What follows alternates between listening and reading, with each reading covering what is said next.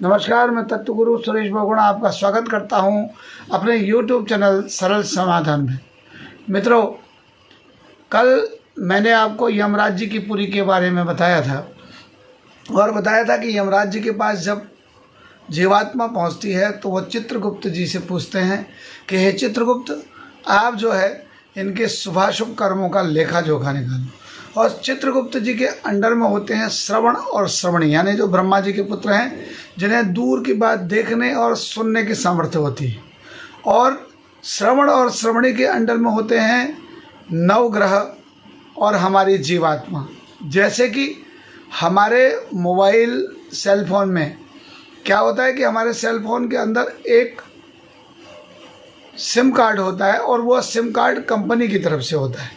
यानी कि हम कोई भी काम करते हैं, कोई भी बात करते हैं, कुछ भी करते हैं तो उसका पूरी इन्फॉर्मेशन उस कंपनी को जाती है जिसका सिम कार्ड होता है। वैसे ही हमारे जो भी हम शुभाशुभ कर्म करते हैं उसका पूरा लेखा जोखा, हमारे मन वचन कर्म के द्वारा किए गए सारे कर्मों का पूरा लेखा जोखा हमारी जीवात्मा जो है वो क्या कर देती है, प्रसारित कर देती है, भेज देती है यमराज जी के पास, यानी कि भगवान चित्रगुप्त जी के पास।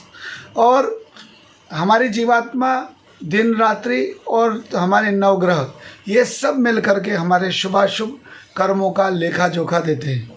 आपने सुना होगा अक्सर बहुत सारे ब्राह्मणों को, बहुत सारे ज्योतिषाचार्यों को कि साहब ये पाप ग्रह है और ये सामान्य ग्रह है, यह जो है धर्मात्मा ग्रह है। यानी ग्रह धर्म ग्रह, पाप ग्रह का मतलब वो ग्रह पापी ऐसा नहीं है। उसका मतलब है कि जो हमारे पाप कर्मों का लेखा जोखा रखता है, जो हमारे पाप अशुभ कर्मों का जो लेखा जोखा रखता है, उन्हें कहते हैं पाप ग्रह। और जो हमारे शुभाशुभ कर्मों का फल रखते हैं, यानी कि जो हमारे सत्कर्मों का लेखा जोखा रखते हैं, उन्हें कहते हैं शुभ ग्रह।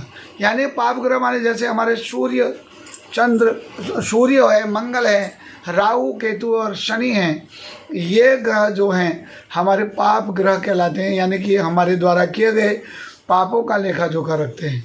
और उधर शुभ ग्रह जिन्हें, यानी कि शुक्र है, चंद्रमा है, बृहस्पति है, ये जो है हमारे शुभ ग्रह कहलाते हैं। यानी कि इनके ये हमारे द्वारा किए गए शुभ कर्मों का लेखा जोखा रखते हैं।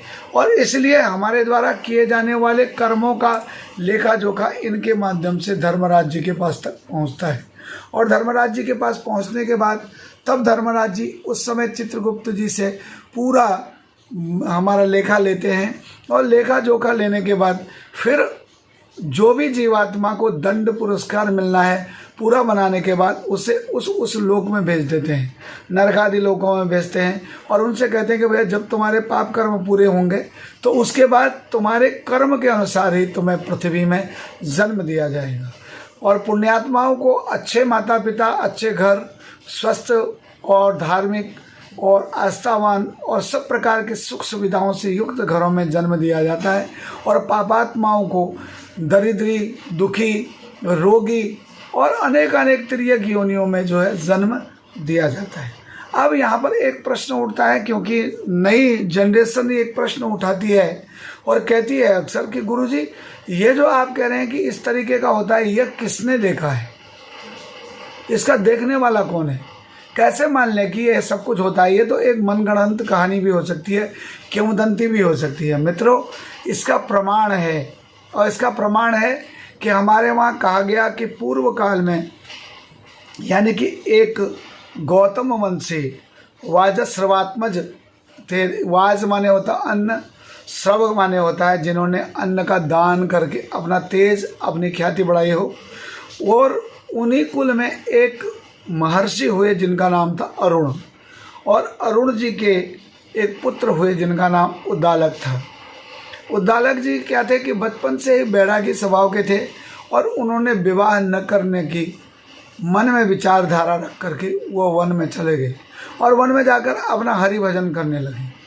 और परंतु उन्होंने अपने इंद्रियों का दमन कर रखा था, दबा रखा था इंद्रियों, क्योंकि वो सोचते थे कि अगर मैं विवाह नहीं करूँगा, घर गृहस्थ में नहीं पढ़ूंगा तो शायद मुझे मुक्ति मिल जाए। एक बार उनसे भेंट करने के लिए पिपलाद नाम के ऋषि आए। पिपलाद ऋषि का परिचय दे दूं। पिपलाद नाम के ऋषि यानी कि महर्षि दधीचि के पुत्र हैं। दधीचि कौन है? आप सब जानते हैं, जिन्होंने अपनी रीढ़ की हड्डी को वज्र बनाने के लिए भगवान देवराज इंद्र को दिया था। और वही उनके पुत्र उनके पास गए और उनसे बोले कि ऋषिवर, आपने विवाह क्यों नहीं किया? बोले महाराज, मैं ब्रह्मचारी हूँ। तो तब उस समय पिप्पलाद ऋषि ने एक बहुत अच्छा उदाहरण दिया। उन्होंने कहा ब्रह्मचारी का मतलब क्या होता है? उन्होंने कहा ब्रह्मचारी का मतलब आप समझते हैं कि विवाह न करना। तब उन्होंने बताया कि ब्रह्मचर्य, ब्रह्म के अनुसार आचरण करना। यानी ब्रह्म ने क्या लिखा?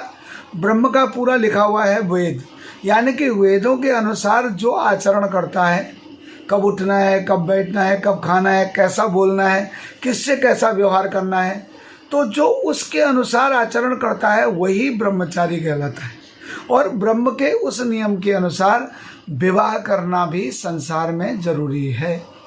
तो इसलिए कोई व्यक्ति विवाह न करता हो और पर स्त्री और पर धन पर अगर लालच रखता हो तो उसे आप ब्रह्मचारी नहीं कह सकते। जब ऐसा कहा तो बोले अब मुझे क्या करना चाहिए? बोले आप अपने पितरों का स्मरण करिए और अपना वंश वृद्धि करने के लिए कामना करिए।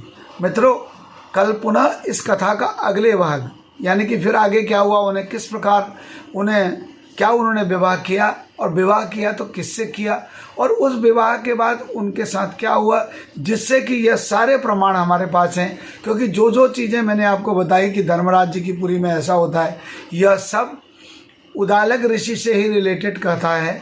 और वो क्या कथा है इसके बारे में कल फिर से आपसे मिलता हूँ। तब तक के लिए नमस्कार। हर हर महादेव।